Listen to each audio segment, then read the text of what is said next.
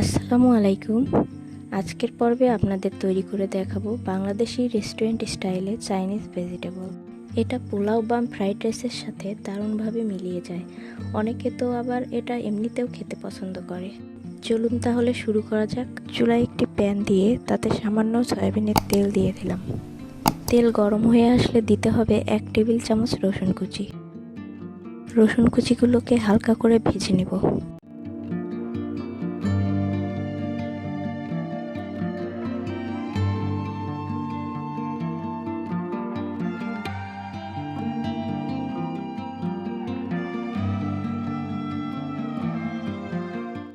এখন এখানে আমি দিয়ে দিব পেঁয়াজ।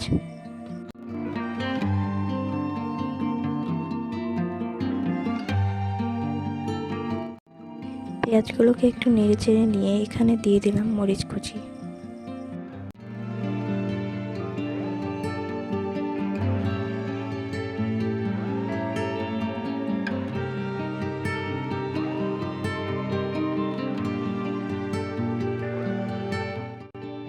এখন আমি এখানে ভেজিটেবলগুলোকে অ্যাড করে দেব।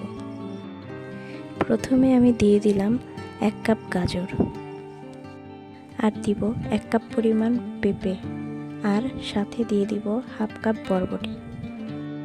ভেজিটেবলগুলোকে আমি কিভাবে কেটে নিয়েছি সেটা আপনারা দেখেই বুঝতে পারছেন।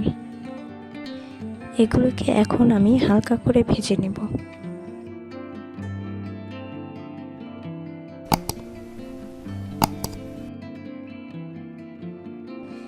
এখানে লবণ পরিমাণ মতো দিয়ে ভেজিটেবলগুলোকে কালার চেঞ্জ হওয়া পর্যন্ত রান্না করে নেব। যে ভেজিটেবলগুলো সিদ্ধ হতে সময় লাগে সেগুলোকে কিছুক্ষণ রান্না করে নেব।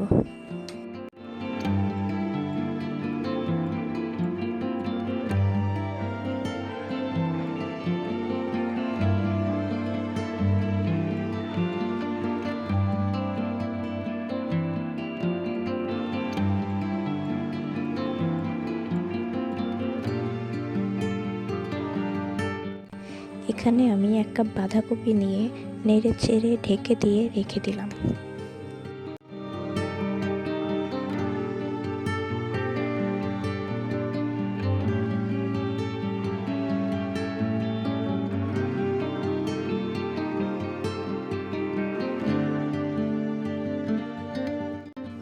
চলে এলাম 5 মিনিট পরে।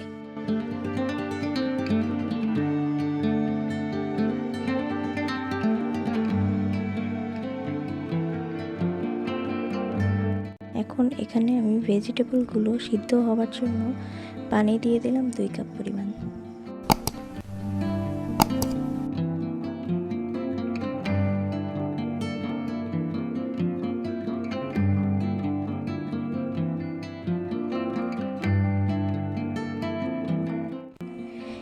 এবার ভেজিটেবলগুলোকে ঢেকে দিয়ে রেখে দিব 10 মিনিটের জন্য।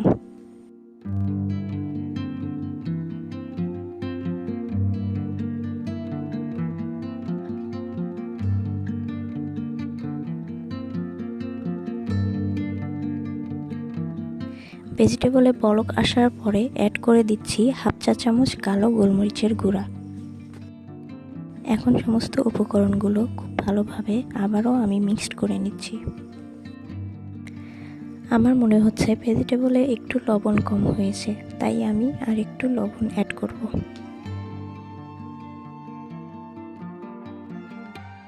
ভেজিটেবলগুলো সিদ্ধ হয়ে গেছে, আমি সেটা অফ ক্যামেরায় চেক করে নিয়েছি।